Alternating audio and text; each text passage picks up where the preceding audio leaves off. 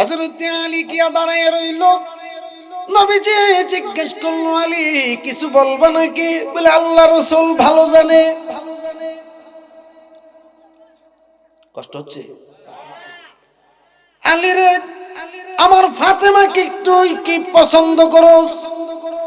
আল্লাহ রাসূল ভালো জানে। সুবহানাল্লাহ। এই আলী, আমার ফাতেমাকে যদি তোর কাছে বিয়ে দেই, আমার ফাতেমার মোহর দিতে পারবে কিনা? আল্লাহ রাসূল ভালো জানে। এ আলী, আমার ফাতেমাকে তুই খাওয়াইতে পারবি কিনা? আলী বলে আল্লাহ রাসূল ভালো জানে। সুবহানাল্লাহ বলবেন না? আমরা পণ্ডিত হইলে কি কোন আপনি, আমার 10 কোটি টাকা আছে, ঠিক কিনা? আমার কি সম্পদের অভাব আছে নাকি? আমি গরিব হইছি তো কি, আমার মনটা বড় আছে না? এভাবে কইলে লিলে। কিন্তু আলী কত নম্র ভদ্র বলে, হুজুর আল্লাহ রাসূল ভালো জানে ব্যাপারে আমি আলী বলতে পারবো না। আমার নবী বললেন, তুই অপেক্ষা কর, আমার ফাতেমার কাছে আমি গিয়া জিজ্ঞেস করি। আমার নবী শরীয়তের প্রবক্তা, তরিকতের প্রবক্তা, হাকিকতের প্রবক্তা, মারেফতের পরিচায়ক। যেই নবী নিজেই শরীয়ত, নিজেই তরিকত, নিজেই হাকিকত, নিজেই মারেফত, এই নবী গেছে ফাতেমারে জিজ্ঞেস করত। কিন্তু আজকাল যুগের আমরা আব্বারা আছি, আব্বারা যে আছি, আমরা তো আমরার মেয়েটারে জিজ্ঞেস করলাম না বিয়ের আগে, মাগো তোর কোনো সম্পর্ক আসেনি কি?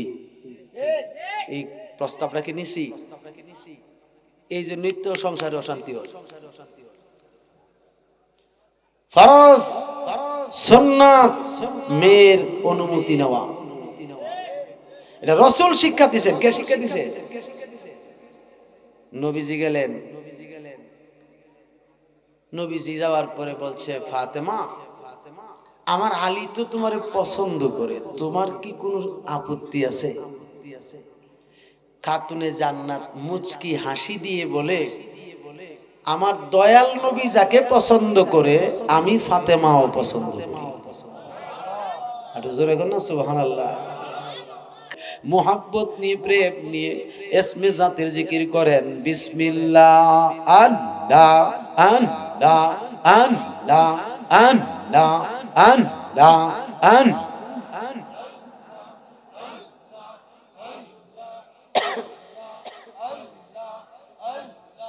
তুমি মেহেরবান গো নবীজি, তুমি মেহেরবান ও গো নবীজি, তুমি মেহেরবান। মাশাআল্লাহ আল্লাহ আল্লাহ আল্লাহ। তুমি মেহেরবান গো দরদি, তুমি মেহেরবান ও গো দয়াল, তুমি মেহেরবান। মারহাবা আল্লাহ আল্লাহ। নয়নে একবার দেখলে, নয়নে একবার দেখলে জোড়াইতাম প্রাণ। ও গো নবীজি, তুমি মেহেরবান। মাশাআল্লাহ আল্লাহ আল্লাহ আল্লাহ। আমরা সবাই পাপী গো নবী, তুমি দয়াবান গো। মাশাআল্লাহ আল্লাহ। তোমার দয়া দিয়া করবা, তোমার দয়া দিয়া করবা মুশকিল আসান। ও গো নবীজি, তুমি মেহেরবান। মাশাআল্লাহ আল্লাহ আল্লাহ আল্লাহ। কত কষ্ট করলেন নবীজি ওহুদের ময়দান আনো গো মারহাবা আন দান দান মুবারক শহীদ করলো দান দান মুবারক শহীদ করলো কাফের বেঈমান ও গো নবীজি তুমি মেহেরবান মাশাআল্লাহ আন তোমারে না দেখলে আমার ঘরে রয় না মনরে তুই আমার জীবন রে মুর্শিদ তুই আর জীবন তুই আমার জীবন রে দয়াল তুই আমরা আর জীবন মারহাবা আন তোমার আমার ভালোবাসা জানে সর্বজন তোমার আমার ভালোবাসা দয়াল জানে সর্বজন অন্ধের চোখের মনি তুমি সাতরা আজারো তো অনরে তুই আমার জীবন রে দয়াল তুই আর জীবন মারহাবা আন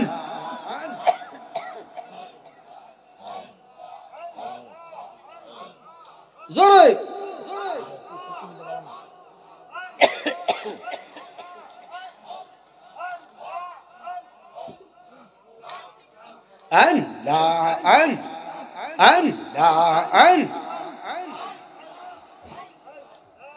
একবার যদি পাইতাম গো মুর্শিদ করিতাম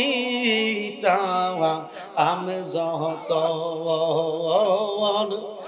একবার যদি পাইতাম গো দয়াল করিতাম আমি যত অঙ্গেতে সিটাইয়া দিতাম আতো ও রসন্দ অনরে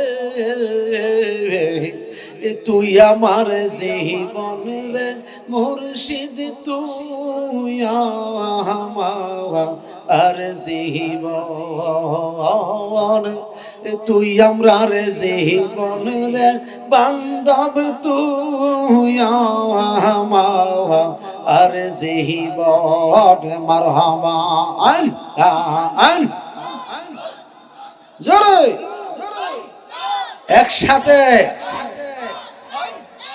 দয়াল রে তোর প্রেম জালা আমার অন্তর পুইরা কালা গো আমার অন্তরেতে গইয়া গইয়া জলে আমরার অন্তরেতে গইয়া গইয়া জলে দয়াল রে তোর প্রেম জালা আমরার অন্তর পুইরা কালা গো আমরার অন্তরেতে গইয়া গইয়া জলে আমরার অন্তরেতে গইয়া গইয়া জলে মাশাআল্লাহ আন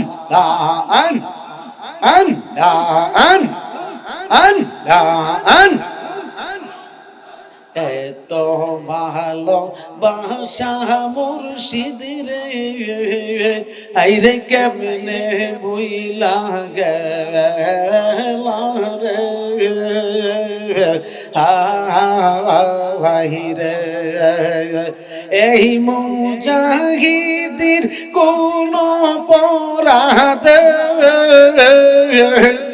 মুজাহিদের কোন পরাধে দয়ালা মারে কান্দাইলি রে, দয়ালা মারে কান্দাইলা রে, আমার অন্তরেতে গইয়া গইয়া জহলে, দয়াল রে তোর প্রেম জালা আমরার অন্তর পইরা কালা রে, আমরার অন্তরেতে গইয়া গইয়া জহলে।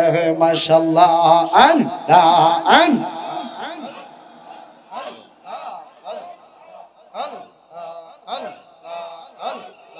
জোরে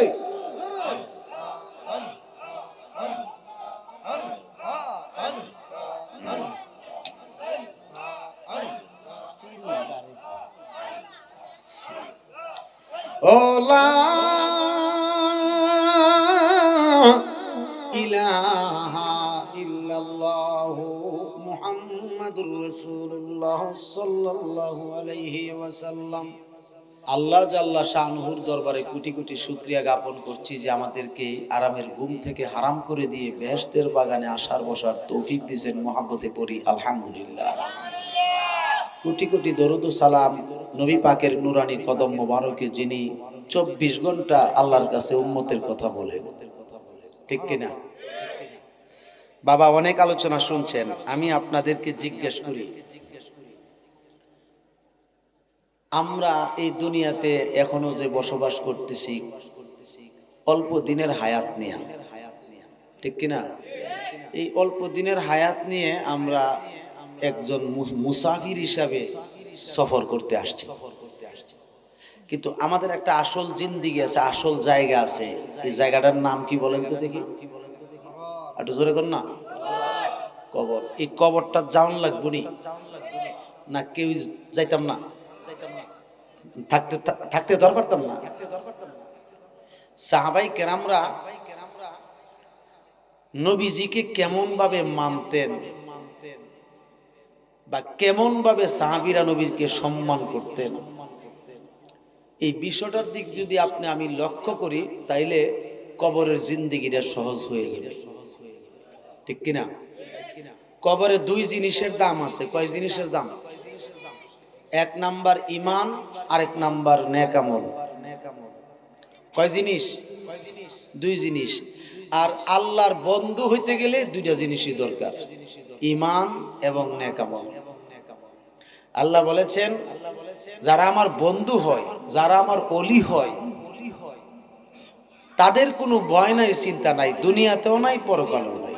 বলেন না সুবহানাল্লাহ? কথা ঠিক কিনা? এখন বন্ধু হইতে গেলে মুমিন হইতে হবে আগে। কি হইতে হবে আগে? মুমিন হইতে হবে আগে। আমার দিকে লক্ষ্য করেন। বাবা বাবা বাবা বাবা বাবা বাবা বাবা বাবা বাবা বাবা, দুষ্টামি করো না, একদম নীরব, একদম নীরব, সিন্নি দিতাম না।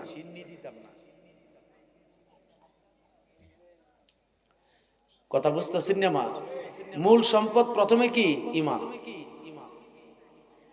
এটার কথা তো আমার না, আল্লাহ বলছেন আল্লাযীনা আমানু ওয়া কানু ইয়াত্তাকুন। বলেন না সুবহানাল্লাহ? আল্লাহ বলছেন যাদের ঈমান আছে এবং পরহেজগারি আছে, মুত্তাকি, পরহেজগারি আছে, তার মধ্যে নেক কাজ আছে। কি আছে? নেক কাজ আছে, ওই ব্যক্তি আমার ওলি। ওই ব্যক্তি কি? কে কইছে এটা? আমি না আল্লাহ কইছে? তো আল্লাহ যে কথার দ্বারা বলছে আল্লাহর ওলি হওয়া যায় ঈমান এবং নেক কাজের দ্বারা। তাহলে এই দুইটা জিনিস আমাদের দরকার আছে কিনা? জোরে কোন? একটা সাইড হলো ঈমান আছে কিন্তু নামাজ রোজা নাই, সে ওলি না। সে কি না? ওলি না। কিন্তু আরেকটা আছে কি, নামাজ রোজা আছে কিন্তু ঈমান নাই, সেও কি না, ওলি না। তাহলে আমার দরকার কি দুইটাই, ঈমানও দরকার, আমলেরও দরকার। সুবহানাল্লাহ কর। আমলের মধ্যে কোন আমল? নেক আমল। বদ আমল আছে না আবার কিছু, যেমন যেমন মনে করেন যে কিতা কইলে বুঝবেন, বদ আমলের মধ্যে মনে করেন না যে মদ সাপ আসেনি, মদ সাপ, মদ মদ খাইলে রেলগাড়ির রেফিক রাখো আছে না, এটা কি বালা আমল না বদ আমল? সুতরাং নেক আমল লাগবো। কি আমল লাগবো? এখন আমাকে জানতে হবে, বুঝতে হবে ঈমান কি। 1000 কথার সার মর্ম হচ্ছে ঈমান যদি আমি স্পষ্ট বুঝতে পারি, তাইলে আপনার আমার জন্য আমল করা সহজ হয়ে যাবে। হাজার হাজার কথা বুঝায় যেমনি ভাবে ঈমান বোঝানো হয়, এই 1000 কথাটাকে একত্রিত কইরা সার মর্ম হচ্ছে ঈমান হলো নবী মুহাম্মাদুর রাসূলুল্লাহ সাল্লাল্লাহু আলাইহি ওয়াসাল্লামের মুহাব্বত। ঠিক কি না? এটা কিন্তু আমার কথা না, প্রথমে আল্লাহর কথা, এরপরে হাদিস শরীফের কথা। আল্লাহ রাব্বুল আলামিন সুন্দরভাবে বলেন, বিসমিল্লাহির রহমানির রহিম।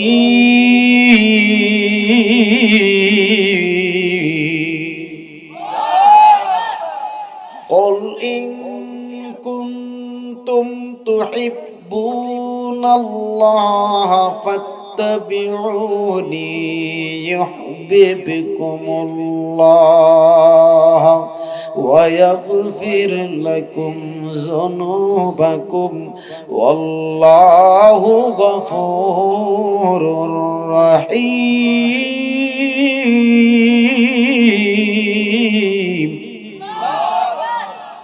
আল্লাহ রাব্বুল আলামিন বলেন, হাবিব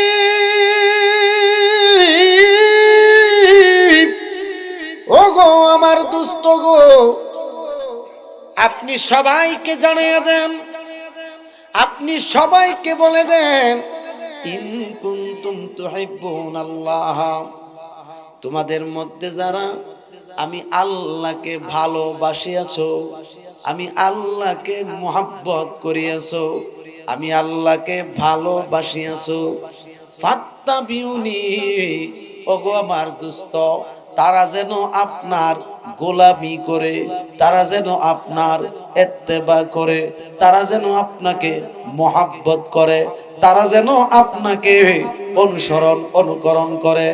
এক কথায় তারা যেন আপনার গোলামের খাতায় নাম লিখে। ও আমার দোস্ত গো, যদি তারা আপনার গোলামের খাতায় নাম লিখে অথবা আপনার অনুসরণ অনুকরণ করে, আমি আল্লাহ ওয়াদা দিলাম ইউহিব্বুকুমুল্লাহ, আমি আল্লাহ নিজে তাকে ভালোবাসবো, আমি তাকে আমার ওলি বানাবো, আমার বন্ধু বানাবো। এরপরে বলেন ওয়া ইয়াগফির লাকুম যুনুবাকুম, তার জীবন জিন্দেগির যত গুনাহ খাতা কসর আছে আমি আল্লাহ একেবারে মাফ করে দেব। আটু জোরে কোন সুবহানাল্লাহ। এই ওয়াদা কে করছে? আল্লাহ, আল্লাহ নিজে করছে। কারে ভালোবাসলে? নবীকে। কারে?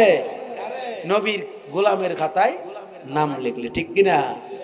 এই জন্য ফরাজি গান্ধীর বিশ্ব হুজুর কেবলা বলতেন, নবীজির গোলামের মাওলাজির গোলামের কোনো চিন্তা নাই, চলো নবীজির জান্নাতে মদিনাতে যাই, চলো নবীজির জান্নাতে মদিনাতে যাই। বলতে পারবেন না?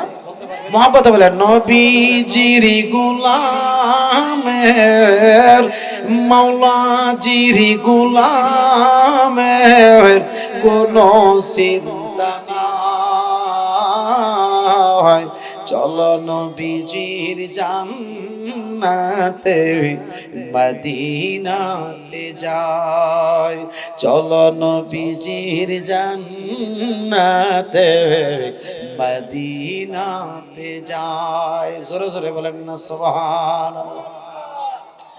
আমার ভাইরা, নবীজিকে সাহাবায়ে কেরামরা কেমন ভালোবাসতো, এই বিষয়টা যদি আপনি একবার বুঝতে পারেন তাইলে জিন্দেগিতে কোনোদিন আর নবীজির বিরুদ্ধে আচরণ করবেন না।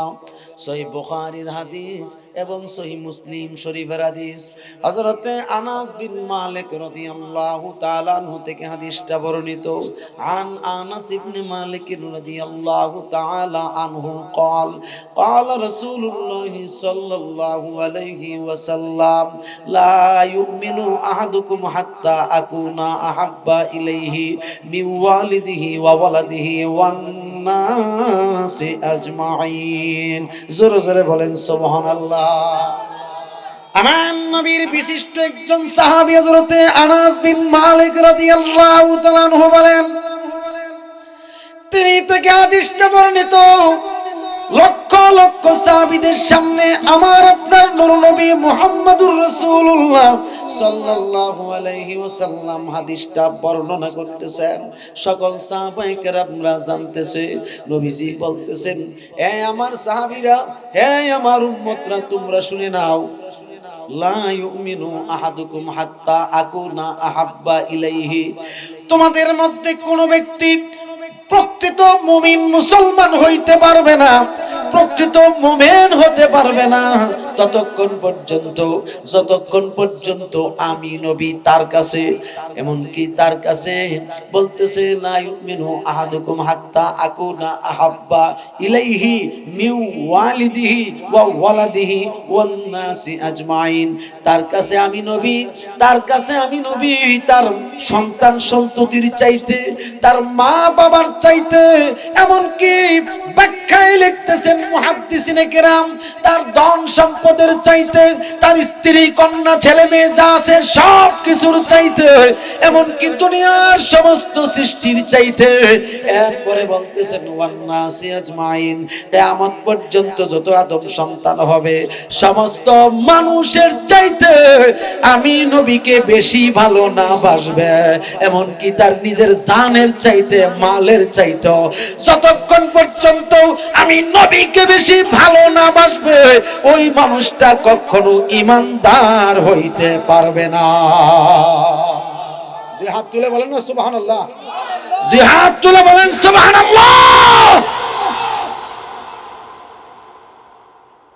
এই হাদিসের ব্যাখ্যায় কিতাবের নাম আল মাওয়াহিবুল লাদুনিয়া।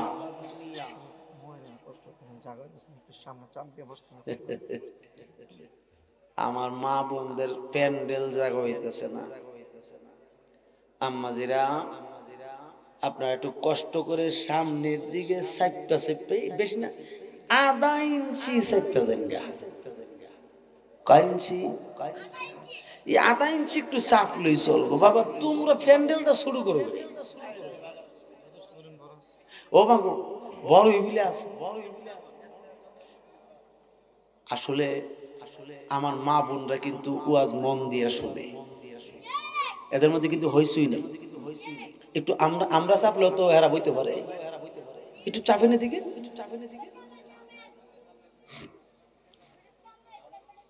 এখন আমার জিজ্ঞাসা, আমি আপনাদের কাছে নবীজির এই হাদিস সহিহ হাদিস কিনা, সহিহ বুখারীর সহিহ মুসলিমের, ঠিক কিনা? আমি জিজ্ঞেস করি নবীর সাহাবীদের মধ্যে হযরতে ওমর ফারুক কেমন সাহাবী? আমার বড় আফসোস, আমাদের দেশে অগণিত আলেম ভাই আমার নবীজিরে মহব্বত করতে গেলে তাদের অনেকের কষ্ট লাগে, লাগে কিনা? বাবারে, যার দ্বারা তুমি কোরআন পাইছো, যার দ্বারা ইসলাম পাইছো, তিনির মহব্বত করলে তোমার কষ্ট লাগে কিরে? এটা তো লাগার কথা না। যদি লাগে তাহলে বুঝতে হবে ডাল মে কুছ কালা হে, ঠিক কিনা? ডাল মে কুছ কালা হে মানে হচ্ছে কি, যে নিশ্চয় তুমি কোনো না কোনো জায়গা বিক্রি হয়ে রয়েছো, তোমার ইমানটা বিক্রি করে রাখছো। আনলে তুমি তো এমন করার কথা না, তুমি তো আল্লাহর বান্দা মানুষ। হযরত ওমর ফারুক আযম রাদিয়াল্লাহু তাআলা আনহু, কিতাবের নাম আল মাওয়াহিবুল লাদুনিয়া, আল্লামা কুস্তুলানী রাহমাতুল্লাহ আলাইহি এই হাদিসের ব্যাখ্যা করতেছেন চমৎকার ভাবে, সুন্দর ভাবে।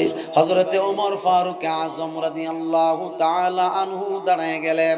দাঁড়ানোর পরে গো আমার নবী উমরের দিকে তাকায় রইছে আর মুস্কি মুস্কি হাসতেছেন আমার নবী। আমার নবী উমরের অন্তরের কথা জানে কি জানে না? জনগণ জানে কি জানে না? আমার নবী উমরের অন্তরের খবর দেখে কি দেখে না? এই বিষয়টাকে লক্ষ্য কইরাম আমার নবী তাকায় রইল আর মুস্কি মুস্কি আসছেন। হযরতে উমর বলতেছেন, ইয়া রাসূলুল্লাহ, আমি আপনাকে ভালোবাসি আমার মা বাবার চাইতে বেশি, আমার সন্তান সন্ততির চাইতে বেশি, আমার ধন সম্পদের চাইতে বেশি, এমনকি আমার স্ত্রী ছেলে মেয়ে যা আছে সকলের চাইতে বেশি আমি আপনাকে মহব্বত করি। হুজুর, সমস্ত মানুষের চাইতে বেশি মহব্বত করি, দাদা সারা থেকে লামাকান পর্যন্ত সমস্ত সৃষ্টির চাইতে, সমস্ত আলমের চাইতে বেশি মহব্বত করি। নবী গো, আমি ওমরের নিজের জানের চাইতে আমি আপনাকে বেশি মহব্বত করি না। এই কথা বলার পরে আমার নবী ডাক দিয়ে বলে, ইয়া ওমরু ফাকাত লা ইউমিনু, হে ওমর, আমি রাসূল তোমারে জানাইয়া দেই তুমি এখনো মুমিন হও না।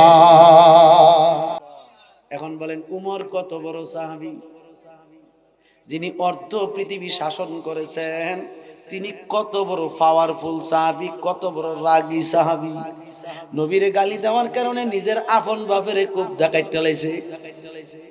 কথা কথা দয়াল নবীরে গালি দেওয়ার কারণে বাবাকে বলেছিল, আব্বা একবার গালি দিয়েছেন, আমি কিন্তু আব্বা বললে যাবো।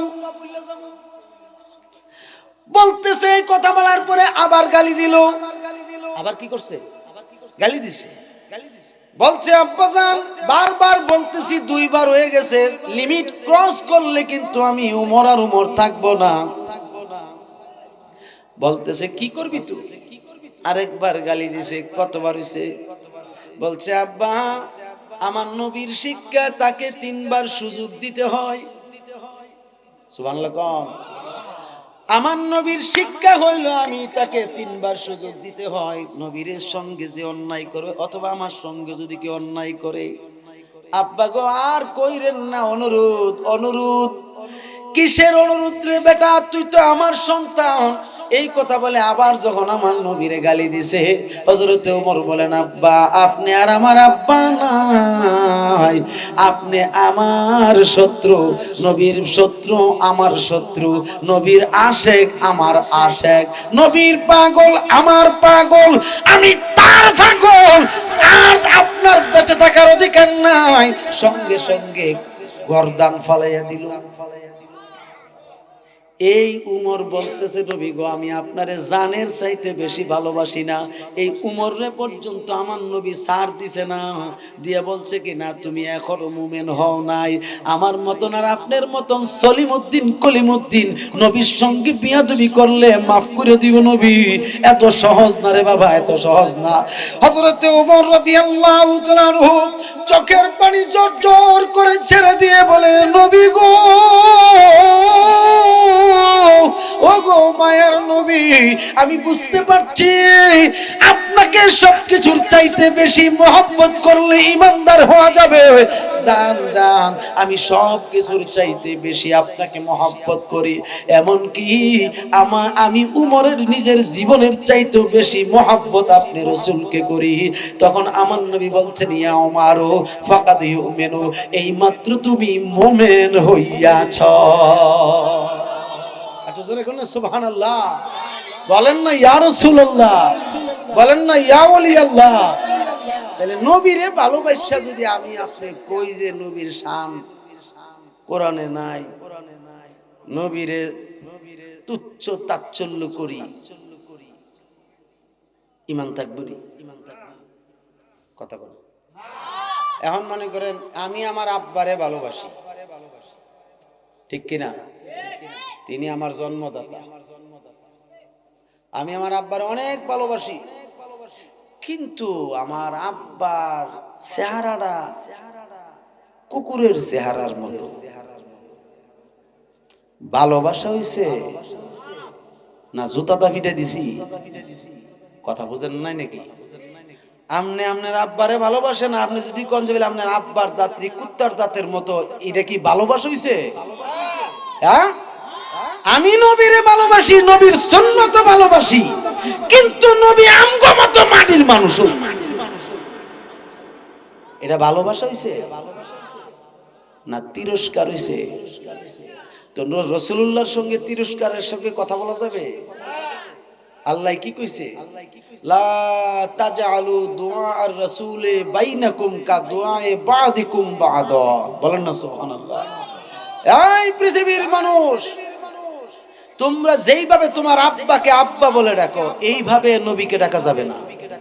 তুমি যেইভাবে তোমার চাচাকে চাচা ডাকো, এইভাবে আমার নবীকে ডাকা যাবে না। তুমি তোমার বড় ভাইকে যেমনে বড় ভাই বলে সম্বোধন করো, এইভাবে রাসূলকে ডাকা যাবে না। তাইলে তাফসীরে কি আসছে? জালালাইন শরীফ খুলুন, জালালাইন শরীফ খুলুন, জালালাইন শরীফ খুলেন। আল্লামা জালালউদ্দিন সিয়ুতি রাহমাতুল্লাহ আলাইহি তিনি পরিষ্কার লিখতেছেন, তোমরা ডাকবা ইয়া রাসূলুল্লাহ বলে, ইয়া হাবিবাল্লাহ বলে, ইয়া নবী আল্লাহ বলে, ঠিক কিনা কও? এটার নাম ভালোবাসা। এখন আমি জিজ্ঞেস করি, হযরতে আলী রাদিয়াল্লাহু তাআলা আনহু আমার নবীরে কেমন ভালোবাসতেন? তার একটা প্রমাণ যদি আপনাদের না দেয়, এই বিষয়টা তো আমাদের ক্লিয়ার হবে না। যিনি মারিফতের শাহানশাহ, কথা কন, যেই আলীর ব্যাপারে আমার নবী বলেছেন মান কুনতু মাওলাহু আলিউম মাওলা, রাসূল বলেছেন আমি নবী যার মাওলা, আমার আলীও তার মাওলা। সুবহানাল্লাহ কোন। আরেক জায়গায় লিখছেন আমার নবী বলেন আনা মাদিনাতুল ইলমি ওয়া আলিউম বাবুহা, আমি হইলাম ইলমের শহর আর সেই শহরের দরজা হলো আমার আলী। বলেন না সুবহানাল্লাহ। ঘরের ভিতরে ঢুকতে গেলে দরজা লাগেনি রে বাবা, জোরে কন্যা লাগেনি। আমার নবীর ইলমের শহরে ঢুকতে গেলে মাওলা আলী ছাড়া ঢোকার কোনো ব্যবস্থা নাই, ঠিক কিনা কোন? এই আলীর ব্যাপারে একটা প্রেমের পরীক্ষা হচ্ছে খাতুনে জান্নাত ফাতেমাতুজ জোহরা রাদিয়াল্লাহু তাআলা আনহা। তিনি যখন প্রাপ্ত বয়স হয়ে গেল, আরে হযরতে আলী রাদিয়াল্লাহু তাআলা আনহু তিনি কিন্তু আহলে বাইতের একজন সদস্য, ঠিক কি না? যে আহলে বাইতের একজন সদস্য। এই আহলে বাইতের ব্যাপারে কোরআনে আসছে, আল্লাহ বলছেন আহলে বাইত যারা আছে আমি তাদেরকে জনমের মতো পবিত্র বানাইয়া দিছি। তারা পবিত্র, তারা অপবিত্র করার সুযোগ কারো নাই।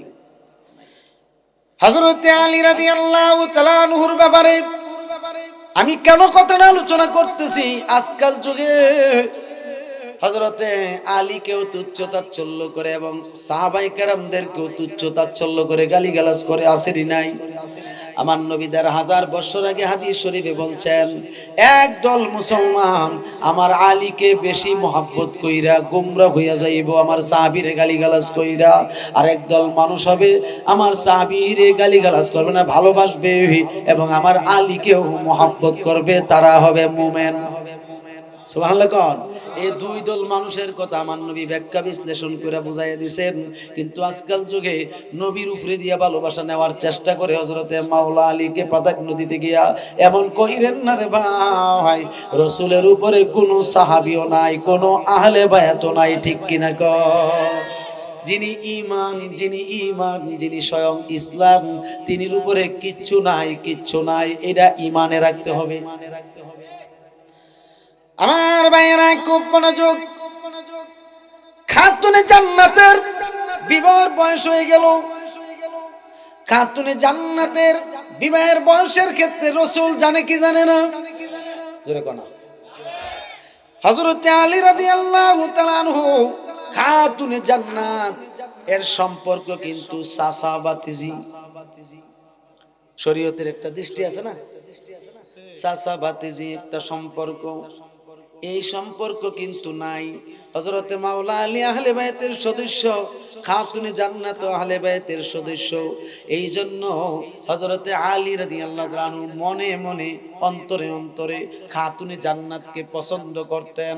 কিন্তু খাতুনে জান্নাত সব সময় রাসূলের কথার অপেক্ষায় থাকতেন। রাসূল ছাড়া তিনি কোনো কথার জবাব দিতেন না, অর্থাৎ রাসূল যা বলে তিনি তাই মানতেন। এবার খাতুনে জান্নাতের বিভিন্ন বিবাহ শাদীর পয়গাম আসতেছে। বিভিন্ন দেশ থেকে রাজা বাদশারা প্রস্তাব দেয় বিয়ে করার জন্য, কিন্তু আমার নবী কোনো জবাব দেন না। এবার হযরতে সিদ্দিক আকবর রাদিয়াল্লাহু তাআলা আনহু তিনি ডাক দিয়ে বলতেছে, ইয়া রাসূলুল্লাহ, নবী গো, এত বড় বড় প্রস্তাব আসতেছে ফাতেমার জন্য, আপনি কোনো সারা শব্দ দেন না, বিষয়টা কি গো নবী? ইয়া রাসূলুল্লাহ, আমি আবু বকরকে এই বিষয়টা বলা যাবে না। আমার নবী ডাক দিয়ে বলে, আবু বকর, ও আবু বকর রে, তুমি তো শুধু আমার সাহাবী না, আমি রাসূল তোমারে জানাইয়া দিচ্ছি, ইয়া আবু বকরিন আনতা রফিকি, হে আবু বকর, তুমি হইলা আমার বন্ধু, তুমি হইলা আমার বন্ধু। আর আবু বকর বলতো, ইয়া রাসূলুল্লাহ আনতা, ইয়া রাসূলুল্লাহ ইন্নী আব্দুকা, নবী গো, আমি তো আপনার সাহাবীর যোগ্যই না, এরপরও আমি আবু বকর আপনাকে বলি, নিঃসন্দেহে আমি আপনার গোলাম। ভাইয়েরা আমার, যেই কথায় হযরতে সিদ্দিক আকবর নবীকে বলে, আর নবী যেই একটা জবাব, ঠিক কিনা কোন? আমার নবী ডাক দিয়ে বলেন, হে আবু বকর, আমি জানি আমার আলী আমার ফাতেমারে পছন্দ করে, আমার কাছে তো রাজা বাদশার প্রস্তাবের প্রয়োজন নাই, আমার আলী আয়েশা যদি আমাকে প্রস্তাব দেয় তাইলেই তো চলে। নবী গো, আমি বুঝতে পারছি আপনি আমারে বন্ধু বানাইয়া কেন এই কথা কইছেন, আমি কি আলীকে সংবাদটা দিব নাকি? নবীজি মুচকি হাসি মোবারক দিলেন। হযরতে সিদ্দিক আকবর যাইতে যাইতে যাইতে যাইতে গিয়ে দেখতেছে হযরতে আলীর ঘরে, একবার ঘরের এই মাথায় যায় বিচলিত অবস্থা, আরেকবার ওই দিকে যায়। ইয়া আল্লাহ, ইয়া রাসূলুল্লাহ, আমার খাতুনে জান্নাত বুঝি অন্য ঘরে চইলা যাইব, আমি আলীর জীবন থাইকা লাভ কি? এইভাবে বলা বলি করতেছে ঘরের ভিতরে, এই মাথা থেকে ওই মাথায় যায়, ওই মাথা থেকে ওই মাথায় যায়।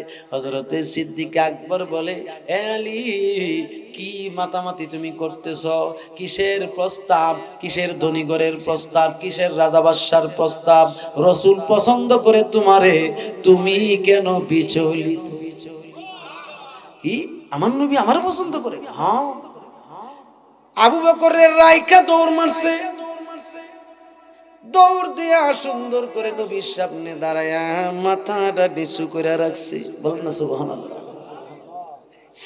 মনের জালা বড় জালা রে, মনের জালা বড় জালা রে, সহিতে পারি না, দয়া কর দয়াল আমারে, দয়া কর দয়াল আমারে, দেখাও দিদার আমারে, জালা সহে না। ওরে দুঃখের সাগরে আমি কাঁদি নিরালায়, ওরে তুমি বিনে আপন বলতে আমার কেহ নাই। ওগো দেখা দিয়া নিবাও জালা দয়াল, দেখা দিয়া নিবাও জালা, সইতে পারি না মনের জালা, বড় জালা রে, মনের জালা বড় জালা রে, সইতে পারি না, দয়া কর দয়াল আমরা রে, দয়া কর দয়াল আমরা রে, দেখাও দিদার আমরা রে, জালা সহে না। একটা জবান বন্ধ রাখবেন না, চিৎকার দিয়ে বলেন আল্লাহু আকবার। মুহাব্বতে বলেন ইয়া রাসূলুল্লাহ, আওয়াজ করে বলেন না ইয়া ওয়ালি আল্লাহ। হে আমার সোয়াতার বাবাজিরাও, ওগো আমার যুবক বাবারা, ওগো মুরব্বী আব্বাজিরাও, ওগো আমার পর্দানিশিনী মা বোনেরা, দিলটা নরম করে বসতে বলছি, দিল নরম করে কাঁদবেন। আল্লাহ বলছেন ফালিয়াদহাকু কালিলাও ওয়া ইয়াবকু কাসীরা, বান্দারে বেশি বেশি করে কাঁদবা আর কম কম করে হাসবা, কারণ বেশি কাঁদলে গুনাহ মাফ হয়, বেশি কাঁদলে আল্লাহর নিকটবর্তী হওয়া যায়। হযরত আলী কি দাঁড়ায় রইল, নবীজি জিজ্ঞেস করলো আলী কিছু বলবা নাকি? বলে আল্লাহ রাসূল ভালো জানে। কষ্ট হচ্ছে আলী রে, আমার ফাতেমাকে তুই কি পছন্দ করস? আল্লাহ রাসূল ভালো জানে। সুবহানাল্লাহ। এই আলী, আমার ফাতেমাকে যদি তোর কাছে বিয়ে দেই, আমার ফাতেমার মোহর দিতে পারবে কিনা? আল্লাহ রাসূল ভালো জানে। এ আলী, আমার ফাতেমাকে তুই খাওয়াইতে পারবি কিনা? আলী বলে আল্লাহ রাসূল ভালো জানে। সুবহানাল্লাহ বলবেন না? আমরা পণ্ডিত হইলে কি কোন আপনি, আমার 10 কোটি টাকা আছে, ঠিক কিনা? আমার কি সম্পদের অভাব আছে নাকি? আমি গরিব হইছি তো কি হইছে, আমার মনটা বড় আছে না, এইভাবে কইলে লিলে। কিন্তু আলী কত নম্র ভদ্র বলে, হুজুর আল্লাহ রাসূল ভালো জানে ব্যাপারে আমি আলী বলতে পারবো না। আমার নবী বললেন তুই অপেক্ষা কর, আমার ফাতেমার কাছে আমি গিয়া জিজ্ঞেস করি। আমার নবী শরীয়তের প্রবক্তা, তরিকতের প্রবক্তা, হাকিকতের প্রবক্তা, মারেফতের পরিচায়ক। যেই নবী নিজেই শরীয়ত, নিজেই তরিকত, নিজেই হাকিকত, নিজেই মারেফত, এই নবী গেছে ফাতেমারে জিজ্ঞেস করত। কিন্তু আজকাল যুগের আমরা আব্বারা আছি, আব্বারা যে আছি, আমরা তো আমরার মেয়েটারে জিজ্ঞেস করলাম না বিয়ের আগে, মাগো তোর কোনো সম্পর্ক আসেনি কি? এই প্রস্তাবটা কি নিছি? এই যে নিত্য সংসারে অশান্তি হয়। ফরজ সুন্নাত মেয়ের অনুমতি নেওয়া, এটা রাসূল শিক্ষা দিয়েছেন। কে শিক্ষা দিয়েছে? নবীজি গেলেন। নবীজি যাওয়ার পরে বলছে ফাতেমা, আমার আলী তো তোমারে পছন্দ করে, তোমার কি কোনো আপত্তি আছে? খাতুনে জান্নাত মুচকি হাসি দিয়ে বলে, আমার দয়াল নবী যাকে পছন্দ করে আমি ফাতেমাও পছন্দ করি। আর জোরে কর না সুবহানাল্লাহ। খাতুনে জান্নাত এই কথা বলার পরে নবীজি মুচকি হাসি দিয়ে বলেন, আমার ফাতেমাও বুঝতে পারছে। আল্লাহু আকবার কইতেন না? আমার নবী আলীর কাছে গেল, আলী তোর কপাল ভালো, আমার ফাতেমা খুশি। এই আলী তোমার কাছে কি কি আছে বলো? বলতেছে হুজুর একটা তলোয়ার আছে জুলফিকার, 2 নাম্বার একটা কম্বল আছে, আর একটা ঢাল আছে, যুদ্ধের পোশাক আছে, মাথার টুপি আছে। নবীজি বলেন তলোয়ার, যুদ্ধের পোশাক, মাথার লোহার টুপি, এমনকি কম্বল, এগুলি কাজে লাগবে। ডালটাও কাজে লাগান, কিন্তু ডালটা বিক্রয় করে দাও, ডালের ব্যবস্থাও করা যাবে। সুবহানাল্লাহ। তুমি ডালটা বিক্রয় করে দাও, ডালটা বিক্রয় করে দিবা। আমার ফাতেমার জন্য মোহর হচ্ছে 25 দিরহাম। কত? কথাই বলে না ফাতেমা কাবিন, ফাতেমা কাবিন। কেউ বাজান কষ্ট লাগতেছে আপনারা? ফাতেমা কাবিন 25 দিরহাম। কত দিরহাম? মতান্তরে 10 দিরহাম। হযরতে আলী বলছে হুজুর এই ডালটা আমি কি করব? বিক্রয় করে মোহরটা আগে নিয়ে আসো। বলেন না সুবহানাল্লাহ। আজকাল যুগে সেই মোহরের চিন্তা ভাবনা করে না। মোহরটা বাসর রাইতে দইরা মাফ লইলা, ঠিক কিনা কর? বেড়ি যে মাফ করে রে, সইনে মাফ করে না বেসইনে? বিপদ হইরা মাফ করে। আমার ভাইরা খুব মনোযোগ। হযরতে শরীয়ত মাওলা আলী ডাল নিয়ে রওনা দিল, বাজারে বিক্রয় করবে। বাজারে যখন ডালটা নিয়ে যাইতেছে, হঠাৎ করে রাস্তার মাঝখানে হযরতে উসমান যুন্নুরাইন রাদিয়াল্লাহু তাআলা আনহু পড়ে গেছে। বলেন না সুবহানাল্লাহ। হযরতে উসমান যুন্নুরাইন নবীজির মেয়ের জামাতা, ঠিক কিনা কম? মেয়ের জামাতা সামনে পড়ছে। সামনে পড়ার পরে জিজ্ঞেস করতেছে, ভাই আলী তুমি ডাল লয়ে এত আনন্দের সাথে কোথায় যাইতেছো? বলতেছে আল্লাহর রাসূল আমার সঙ্গে ফাতেমা বিয়ে ঠিক করছে, এই জন্য ফাতেমার মোহর সংগ্রহ করার জন্য ডালটা বাজারে বিক্রয় করতে রওনা দিছি। হযরতে উসমান যুন্নুরাইন বলেন, এই আলী তুমি ডালটা নিয়ে বাজারে রওনা দিছো, বাজারে নিলেই তো তুমি বিক্রয় করবা। বলে জি। হযরত উসমান যুন্নুরাইন বলে, আলী রে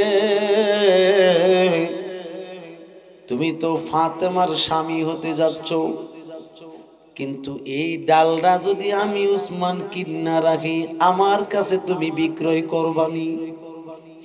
বলতেছে ভাই উসমান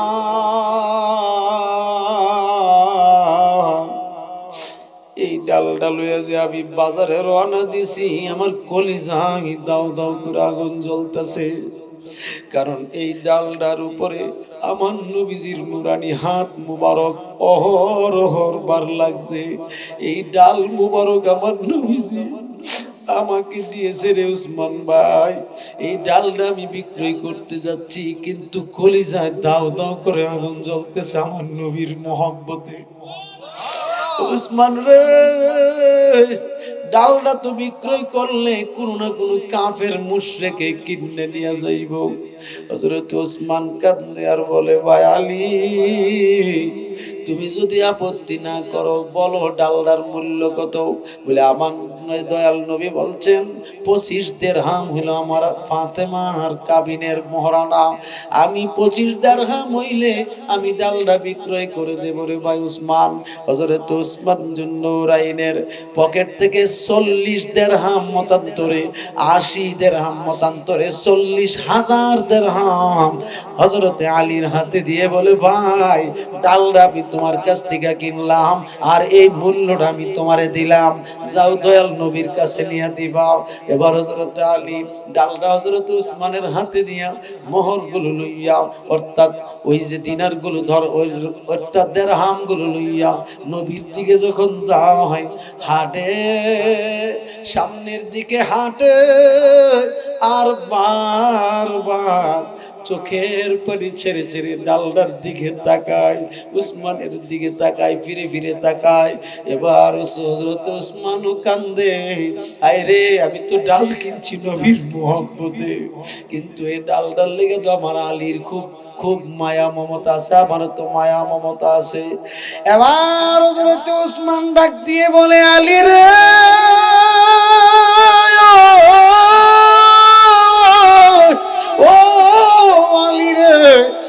ডাল বিক্রি কইরা আনন্দ পাইয়া দিরহাম লইয়া চইলা যাইতেছো, একবার কাছে আসো, একবার শোনো রে ভাই। হযরত আলী আসছে, দাঁড়াইছে, হযরত উসমান গেলেন। ভাই আলী শুনে নাও, আমি উসমান তোমার কাছ থেকে এই ডালটা নবীর মোহাব্বতে কিনছি, আমি আবার এই ডালের দিরহাম সহ ডালটা আমি তোমারে নবীর মোহাব্বতে ফিরাইয়া দিলাম। আল্লাহু আকবার। পীর মুফতি জসিমউদ্দিন মুজাহিদি সাহেব, পীর মুফতি জসিমউদ্দিন মুজাহিদি সাহেব। ও গো আমার নূরের নবী, দেখিতে চাই তোমার নূরের ছবি। বলেন, ও গো আমার নূরের নবী, দেখিতে চাই তোমার নূরের ছবি। মায়া যদি লাগে তোমার, মায়া যদি লাগে তোমার, নাও না মোদের আপন করে। নবী তোমায় ভালোবাসি, মন হৃদয় উজাড় করে। হৃদয় মাঝে জ্বালায় আমার, দূর হবে তোমার দিদারে, দূর হবে তোমার দিদারে। উম্মতের দরদি তুমি, তোমার প্রেমের পাগল আমি। বলেন, উম্মতের দরদি তুমি, তোমার প্রেমের পাগল আমি। জন্ম আমার বাংলাদেশে, জন্ম আমার বাংলাদেশে, রেখেছ আমায় পাগল করে। রাসূল তোমায় ভালোবাসি, মন হৃদয় উজাড় করে। বুকের মাঝে জ্বালায় আমার, দূর হবে তোমার দিদারে, দূর হবে তোমার দিদারে। বলেন, দূর হবে তোমার দিদারে, দূর হবে তোমার দিদারে।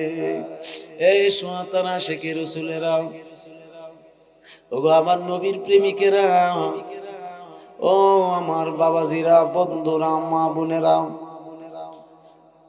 আমার নবীজির কত ভালোবাসতো হযরত আলী, ঠিক কিনা কোন? আমার নবীজির কত ভালোবাসতো হযরত উসমান জুন্নুরাইন, আমার নবীজিকে কত ভালোবাসতো হযরত সিদ্দিক আকবর, আমার নবীজিকে কত ভালোবাসতেন হযরত উমর ফারুক আজম। এগুলি ডকুমেন্ট দিতে গেলে লম্বা সময় লেগে যাবে। এই জন্য বলবো বাবা, খবরদার, নবীর ভালোবাসার উপরে আর কোনো ভালোবাসা নাই, ঠিক কিনা? আপনি যাকে মহব্বত করবেন আল্লাহ রসুলকে সন্তুষ্টি করার জন্য, ঠিক কিনা? আর আপনি যাকে ঘৃণা করবেন আল্লাহ রসুলকে সন্তুষ্টি করার জন্য। হাত তুলে কোন ঠিক কিনা? আরো জোরে কোন ঠিক কিনা? আরো জোরে কোন ঠিক কিনা? আমরা যে পীর মুর্শিদকে ভালোবাসি কেন? কারণ এই যে এই দেশে তো পীর মুরিদির উপরে তুফান আইছে, আইছেনি কোন না? কয় কি পীর মুরিদি জায়েজ নাই? বলে কেন জায়েজ নাই? উরুস মাহফিল জায়েজ নাই, বলে কেন নাই? এগুলির যত টাকা আছে আমরা মাদ্রাসায় দেলাও ফেডের তলা বাড়ি করে লাই।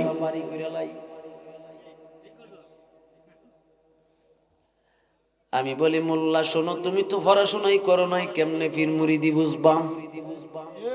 কারণ তুমি নিজে তো ইহুদির কাছে বিক্রি হইয়া রইছো। ইহুদি ইহুদি কথা কোনা। ইসলামের চরম শত্রু, আল্লাহ রসুলের চরম শত্রু হইল ইহুদি। আল্লাহ রসুলের চরম শত্রু হইল আব্দুল ওয়াহাব নজদি। হাত তুলে কোন ঠিক কিনা? দুই হাত তুলে বলেন ঠিক কিনা, যদি মুসলমান হন ঠিক কিনা বলেন। তারা হইল চরম শত্রু আল্লাহর রসুলের। যেই ব্যক্তি আল্লাহ রসুলের শত্রু, সে আমরা আহলে সুন্নাত ওয়াল জামাতেরও শত্রু। এটাই হলো ঈমান।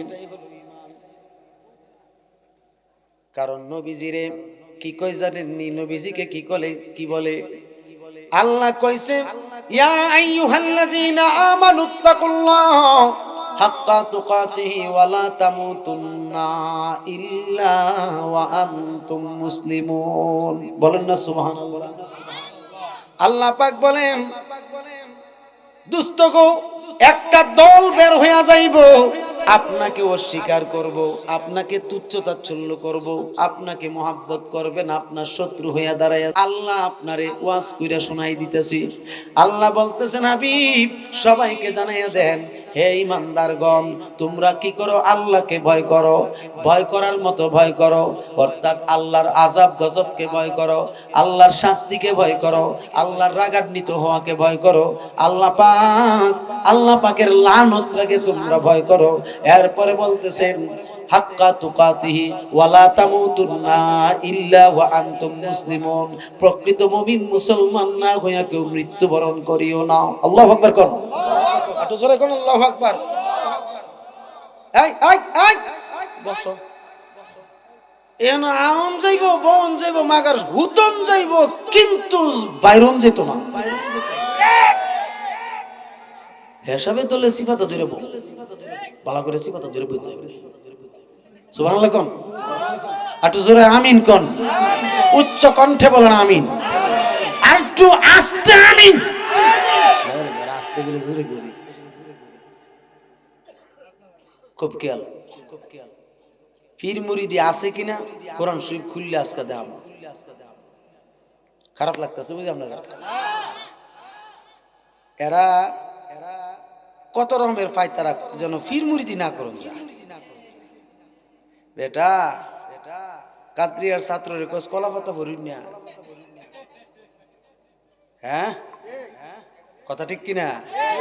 কাদ্রিয়ার ছাত্রের কোস আমরা আলেম না মৌলবি না, আচ্ছা দরস না আমরা মৌলবি না, কিন্তু আমরা যে ফতোয়া দেব তোরা ফিরাইতে পারবি নি? ফিরাইতে পারবি না। একটু দরুদ শরীফ পড়েন, সালাতুন ইয়া রাসূলুল্লাহ আলাইকুম সালামুন ইয়া সালাতুন ইয়া রাসূলুল্লাহ আলাইকুম সালামুন ইয়া আয় হাজারা জিবরাইল আন্দার বশার বাহার হক সুয়ে গরিবা এক নজর সালাতুন ইয়া রাসূল আলাইকুম সালামুন ইয়া। ভাইরা আমার খুব মনোযোগ। এই আয়াত যখন নাজিল হইল, সাহাবীদের মধ্যে যিনি হলেন রাইসুল মুফাসসিরিন হযরত আব্দুল্লাহ ইবনে আব্বাস রাদিয়াল্লাহু তাআলা আনহুমা, তিনি তাফসীর ইবনে আব্বাসের মধ্যে পরিষ্কারভাবে উল্লেখ করছেন। কারণ তাফসীর জগতের প্রথম তাফসীরের কিতাব হলো তাফসীর ইবনে আব্বাস। এই তাফসীর ইবনে আব্বাস আমি গুনাহগার মিশর লেবানন থেকে আমার বাতিজার মাধ্যমে সংগ্রহ করেছিলাম। এটা আমার আলমারিতে রয়েছে রে বাবা। ও আমার বন্ধুরা, খুব মনোযোগের সাথে বইসা শুনবেন। তাফসীর ইবনে আব্বাস হযরতে আব্দুল্লাহ ইবনে আব্বাস বলেন, হুজুর প্রকৃত মুমিন মুসলমান কেমনে হওয়া যায়? আমরা তো আপনার সাহাবী, আমরা তো আপনার পিছনে নামাজ পড়ি, আপনার কথা মতে চলি। এছাড়া আর কি আছে আমাদের জন্য প্রকৃত মুমিন মুসলমান হওয়ার জন্য? এই আয়াতটা কেন নাজিল হইল ইমানদারের উপরে? কারণটা কি? এবার আমার নবী বললেন, কারণ যখন জানতে চাইছো তখন ছিল আমার নবীর সামনে 1400 সাহাবী। কয়শো সাহাবী? জোরে বলেন না, কয়শো সাহাবী? এই 1400 সাহাবী। এই 1400 সাহাবীর ভিতরে হযরতে আবু বকর ছিল, উমর ছিল, উসমান ছিল, আলীও ছিল, অন্যরকম অন্যান্য সাহাবায়ে কেরামদেরকে নিয়ে 1400 সাহাবী ছিল। তখন সকল সাহাবায়ে কেরামরা বলছে, হে হুজুর কি করব এখন? বলে তোমরা আমার সাথে চলো।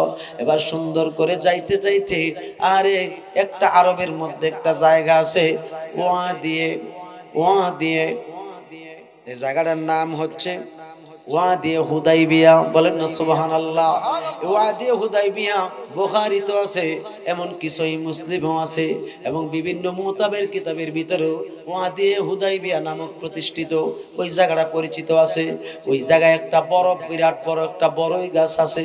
ওই বড়ই গাছটার পাতাগুলো ছিল হাতির কানের মতো বড় বড়, আর ফলগুলো যে বড়ইগুলো ছিল এক একটা মটকার মতো বড় বড়। এত বড় ফল দেখা মানুষ আর ওই গাছের নিচে যাইতো না। তখন দয়াল নবীজি যাইতে যাইতে ওই গাছটার নিচে বসলো। এবার সাহাবীরা বলতেছে, হুজুর আপনি যে গাছটার নিচে বসছেন, ফল যদি উপরে পড়ে তাইলে তো আপনি কষ্ট পাবেন, ব্যথা পাবেন। এবার আমার নবী বলছেন, চিন্তা ভাবনা কইরো না, গাছ ও গাছের ফল তোমাদের নবীকে চিনে। একটু জোরে বলুন না সুবহানাল্লাহ। তোমাদের নবীকে গাছেও চিনে, গাছের ফলও চিনে। চিন্তা করো না, চিন্তা করো না। তোমরা বসো। বসছে কয়শো সাহাবী? 1400। নবীজির কথা মতে সাহাবীরা বসলো। নবীজি বলছেন, ইয়া আসহাবি ওয়াসাত্তা ইয়াদাকুম ইলাইয়া, হে আমার সাহাবীরা তোমাদের হাত আমি নবীর দিকে বাড়ায়া দাও। সুবহানাল্লাহ বলেন। ক্বালু ওয়াসাতনা ইয়াদুনা ইলান নবী সাল্লাল্লাহু আলাইহি ওয়াসাল্লাম। তখন হযরতে সাহাবায়ে কেরামরা বলতেছেন, আমরা আমাদের হাত নবীজির দিকে এইভাবে বাড়ায়া দিলাম। বাড়ায়া দেওয়ার পরে নবীজি বলতেছেন, ক্বালা ইয়া সাহাবী তাকুলু মা আকুলু, আমি রাসূল যাহা বলি তোমরাও তাহা বলো। বলেন না সুবহানাল্লাহ। এবার সকল সাহাবায়ে কেরামরা বাক্যগুলো বলছেন। বলার পরে হযরতে শেরে খোদা মাওলা আলী দাঁড়ায়া গেছে, যিনি হইলেন ইলমে মারিফতের শাহনশাহ, যিনি হইলেন তরিকতের বাদশাহ, যিনি হচ্ছেন সমস্ত আউলিয়া কেরাম সহ সমস্ত সাহাবায়ে কেরামদের মধ্যে সবচেয়ে বড় জ্ঞানী, সবচেয়ে বড় জ্ঞানী। সবচাইতে ইলম বেশি ছিল হযরতে মাওলা আলীর নবীজির পরে। বলেন না সুবহানাল্লাহ। কিন্তু আমার নবী বলেছেন সবচাইতে উত্তম মানুষ এবং বুজুর্গ মানুষ ছিলেন হযরতে আবু বকর সিদ্দিক রাদিয়াল্লাহু তাআলা আনহু। আল্লাহু আকবার কোন। এবার হযরতে মাওলা আলী দাঁড়িয়ে বলছে, নবী গো, ওগো মায়ার নবী, ইয়া রাসূলুল্লাহ, আপনি যেই কালামগুলো আপনারে পড়াইছেন এগুলি যে আমরা বলছি, আমি আলী তো একটা বিষয় বুঝতে পারতেছি। নবীজি মুস্কি হাসি দিয়ে বলে, আলী তুমি কি বুঝতেছো প্রকাশ করো। এবার হযরতে আলী বলতেছেন, ইয়া রাসূলুল্লাহ, এতদিন যাবত পর্যন্ত আমরা বলছি ইয়া রাসূলুল্লাহ, এরপরে বলছি ইয়া হাবিবাল্লাহ, ইয়া নবী আল্লাহ, ইয়া খায়র খালকিল্লাহ, এইভাবে আপনাকে আমরা সম্বোধন করছি। নবী গো, এখন তো দেখতেছি আপনি একটা নতুন পরিচয় আবার পরিচিত হয়েছেন। বলে কি বুঝছো রে আলী তুমি বলো। বলতেছে, নবী গো, আজ থেকে আমরা 1400 সাহাবী আপনার মুরিদ হইয়া গেলাম। আর জোরে কেন সুবহানাল্লাহ। আমরা আপনার মুরিদ হয়ে গেলাম, নতুন করে আপনি আমাদের মুর্শিদ হয়ে গেছেন, একটা নতুন নাম আবিষ্কার হয়ে গেল। এই মুহূর্তে আল্লাহ পাক কোরআনের আয়াত নাজিল করলেন, সূরা ফাতার 18 নম্বর আয়াত। আল্লাহ বলেন লাকাদ রাদিয়াল্লাহু আনিল মুমিনিনা ইয ইউবাইউনাকা তাহতাশ শাজারা। আল্লাহ বলতেছেন দোস্ত গো, এই মুহূর্তে যারা আপনার কাছে বায়াত হইছে, মুরিদ হইছে এবং কিয়ামত পর্যন্ত আপনার নামে বায়াত হবে, মুরিদ হবে, আমি আল্লাহ সকলের প্রতি রাজি খুশি হইয়া গিয়াছি। হাত উঠায় বলেন সুবহানাল্লাহ, উচ্চ কণ্ঠে বলেন সুবহানাল্লাহ। আল্লাহ রাজি খুশি হইয়া গেছে। রাদিয়া শব্দটা মাজির সিগা, আলেম থাকলে বুঝলইলে, মানে সন্তুষ্ট হইয়া গেছে। বলেন না সুবহানাল্লাহ। নতুন করে আবার সন্তুষ্ট হন লাগতো না, কথা বল, নতুন কইরা আল্লাহ আর সন্তুষ্ট হন লাগতো না। শব্দটা হইছে রাদিয়াল্লাহু, আল্লাহ সন্তুষ্ট হইয়া গিয়াছে। কাদের প্রতি? যারা রাসূলের কাছে বায়াত হইছে এবং কিয়ামত পর্যন্ত হবে। সুবহানাল্লাহ কোন নাকি রে? এখন আমি কইছি না কোরআন কইছে? অন কোরআনে যদি কইয়া থাকে তো কোরআন মানার দরকার আছে নি? কথা কোন আছে? দরকার আছে নি? এইজন্য কোরআনকে মানতে গিয়ে আমরা পীর মুরিদিকে আল্লাহ যে সাপোর্ট করছেন এটাই বাস্তব, এটাই বাস্তব, ঠিক কিনা? কে মানলো আর না মানলো, না মানলো এটা দেখার টাইম নেই। এরপরে আল্লাহ পাক এখানেই বলে শেষ করেন নাই, আবার বলতেছেন 10 নম্বর আয়াতে আল্লাহ নিজে বলতেছেন এই সূরার মধ্যে 10 নম্বর আয়াতে, ইন্নাল্লাযীনা ইউবাইউনাকা ইন্নামা ইউবাইউনাল্লাহ। বলেন না সুবহানাল্লাহ। আল্লাহ রাব্বুল আলামিন বলেন নিশ্চয়ই যারা, দোস্ত গো আমার হাবিব, নিশ্চয়ই যারা এই মুহূর্তে আপনার কাছে বিক্রি হইছে, বায়াত হইছে, কিয়ামত পর্যন্ত আপনার নামে হইব, তারা মূলত ইন্নামা ইউবাইউনাল্লাহ, যারা একমাত্র আমি আল্লাহর কুদরতের হাতে বায়াত হইছে। আটো জোরে করেন না সুবহানাল্লাহ। কেন না ইয়াদুল্লাহি ফাওকা আইদিহিম, কেন না আমি আল্লাহ জানায়া দেই ও আমার দোস্ত, কেন না তারা যখন আপনার হাত মোবারকের দিকে হাত রাখছিল, আপনি নবীর হাত মোবারকের উপরে আমি আল্লাহর কুদরতের হাত মোবারক ছিল। আটো জোরে করেন না সুবহানাল্লাহ। তাহলে এখন বলেন পীর মুরিদির কথা কোরআনে আছে না নাই? জোরে কন্যা আছে না নাই? এই জালিমের গোষ্ঠী না পীর মুরিদের আয়াতকে ব্যবসা বাণিজ্যের ভিতরে ঢুকাই দিছে, ক্রয় বিক্রয়ের দিকে ঢুকাই দিছে। তারা এই পীর মুরিদের আয়াতকে তারা মনে করছে আমরার কাছে পুরান কোনো কিতাব নাই, আমাদের কাছে 800 বছর আগের কিতাব আছে, 1200 বছর আগের কিতাব আছে, 1400 বছর আগের কিতাব আছে, 1300 বছর আগের কিতাব আছে, 900 বছর আগের কিতাব আছে, 1000 বছর আগের কিতাব আছে। তুমি কেমনে ঠেকাইবা? 400 বছর আগের কিতাব আছে, 250 বছর আগের কিতাব আছে। এই কিতাব দ্বারা প্রমাণ তোমরা 30 বছর আগে যা কইবা মানমু হবে না, হবে না। ওই কিতাবের সঙ্গে না মিললে তোমরা বাতিল, ঠিক কি না কোন? ওই কিতাবের সঙ্গে না মিললে তোমরা যদি 30 বছর, 40 বছর, 50 বছরের কিতাব দিয়া দলিল দাও, সেগুলি বাতিল বলে সঙ্গ হবে।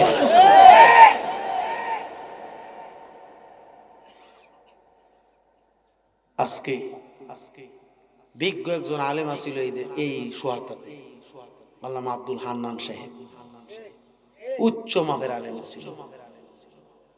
কথা ঠিক বলছি কিনা বলেন? আমি নিজেই তো ওনার এলেমের দর্শ দেখছি, কিন্তু পাবলিক বুঝে নেই, এই দেশের মানুষ গুরুত্ব দেয় নাই। আমার আব্বা পাকিস্তান পিরিয়ডের আলেম, আমার আব্বা যিনি কওমের আলেম ছিল, কিন্তু আমার আলমারির কিতাব পড়া তিনি সুন্নি হয়ে ইন্তেকাল করছে।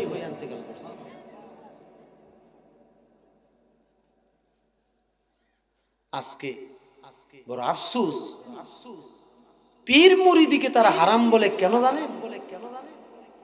কেরে বলে? কারণ সব গিয়া পীরের দিকে যুক্ত আছে। এই দেশে মুসলমান কি নবী রাসূল বানাইছে? কোন সাহাবী আয়েশা বানাইছে? না, এই দেশে মুসলমান বানাইছে 360 জন আউলিয়া। হাত তুলে কোন ঠিক কিনা? আর জোরে কোন ঠিক কিনা? আল্লাহর ওলির দেশ এই দেশ, আল্লাহর ওলির দেশ।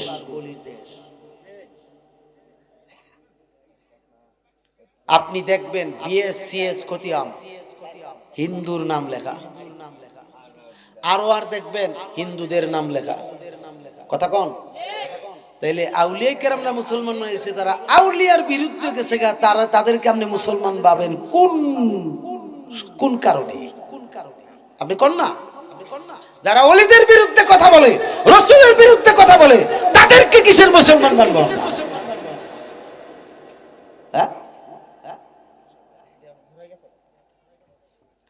পীর মুরিদের কথা আসেনি? জোরে কোন না আসেনি? কোরআনও আছে, হাদিস শরীফ আছে। কিন্তু আমার নবী পীর মুরিদি কইরা এই পীর মুরিদিকে সুন্নাত বলে ঘোষণা দিয়েছেন। ফুকাহায়ে কেরামগণ, মুফতিয়ানে কেরামগণ বলছেন পীর মুরিদি সুন্নাত, ফরজ বলেন নাই, ওয়াজিবা বলেন নাই। ঠিক কিনা বলেন? তো আমরা সুন্নাত আমল করি কি করি না?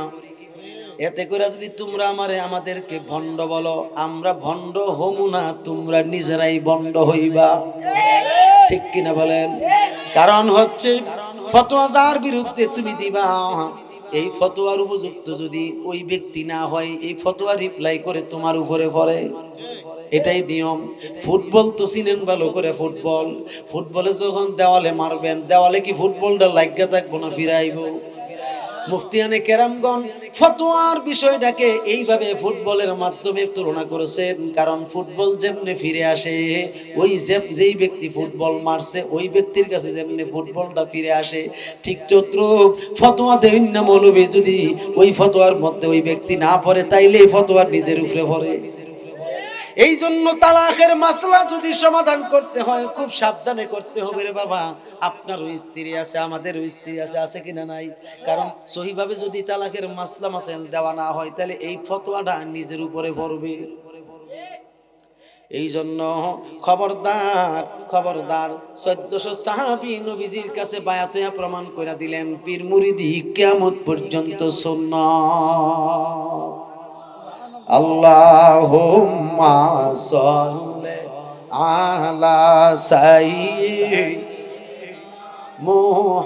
মুহাম্মাদ নাবি শাফি মাওলানা মুহাম্মাদ নাবি শাফি মাওলানা মুহাম্মাদ। আল্লাহুম্মা সাল্লি। আমার ভাইরা, পীর মুরিদি হইল লাভ হইতো না যদি মা কষ্ট পায়। মারে যে সন্তান কষ্ট দিব, বাবারে যে সন্তান কষ্ট দিব, আল্লাহর কসম একবার, আল্লাহর কসম দুইবার, আল্লাহর কসম তিনবার সে জাহান্নামী হবে। তার নামাজ কবুল হবে না, রোজা কবুল হবে না, হজ কবুল হবে না, যাকাত কবুল হবে না, এমনকি পর্দা ফুসিদা ঢিলা কুলুক আবা কাবা জুব্বা দান খয়রাত কিছুই কবুল হবে না যদি মা বাপ কষ্ট পায়। ঠিক কিনা কর? তার একটা বাস্তব প্রমাণ দিচ্ছি হাদিস শরীফ থেকে। আল্লাহর রাসূল বলছেন 1000 বছর আগে, রিদার রাব্বি ওয়া রিদাল ওয়ালিদি ওয়া সাকাতুর রাব্বি ওয়া সাকাতিল ওয়ালিদি। বলেন না সুবহানাল্লাহ। হাদিস শরীফে নবী ফরমান, যেই সন্তানের প্রতি মা বাপ সন্তুষ্ট ওই সন্তানের প্রতি আল্লাহ রাসূল সন্তুষ্ট, আর যে সন্তানের প্রতি মা বাপ বেজার এই সন্তানের প্রতি আল্লাহ রাসূল বেজার। ঠিক কিনা কর? তো আমি জিজ্ঞাসা করি, আল্লাহ রাসূল বেজার থাকলে নামাজ পড়লে কি হইব? আল্লাহ রাসূল বেজার থাকলে রোজা রাখলে কি হইব, হজ করলে কি হইব, কিচ্ছু কাজে আইতো না। লক্ষ টাকা খরচ করে হজ করবেন, একটা হজ কবুল হইতো না। আর যদি মার চেহারার দিকে মোহাব্বতের নজরে একবার তাকান, একটা বড় হজ আর একটা উমরার সওয়াবটা বিনা টাকায় আল্লাহ লিখে দিবে। তো বালাকুন্ডা, আমি আমার আম্মাজানকে প্রশ্ন করছিলাম, আম্মাজান আমার আপনি মাদ্রাসায় পড়াইলেন কেন? বুঝছি আপনি আমার কামাই খাওয়ার লাইগা। একটা কাজ করেন আম্মা, আমি আপনার কামাই করে খাওয়ামু, আপনার বুকের দুধের 32 নালের দুধ যে আমি খাইছি এটা মাফ করে দেন। এই কথাটা বলার পরে রে আমার দুঃখিনী আম্মাজান জর্জর করে কেঁদে ফেললেন। আঞ্জা দিয়া দইরা জিজ্ঞেস করলাম, আম্মাজান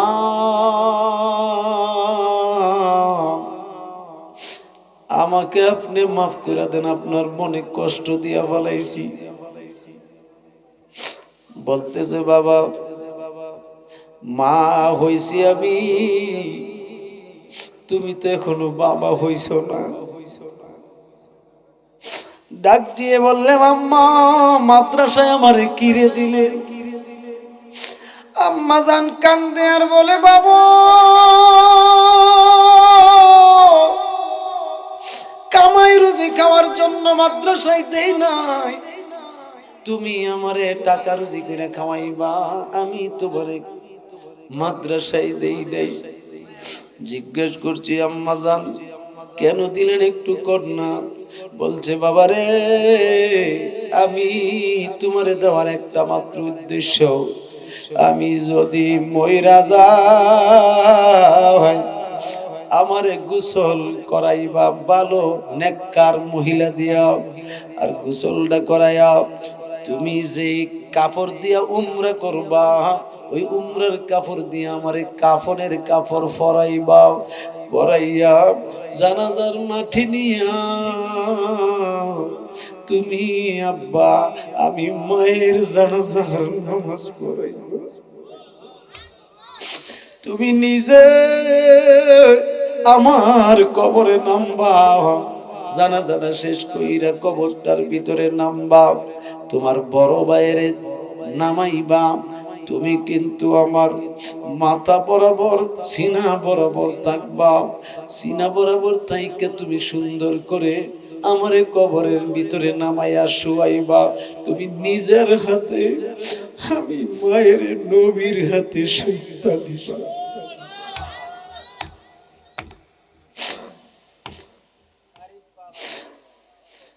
ভিতরে লাই গাছে আমার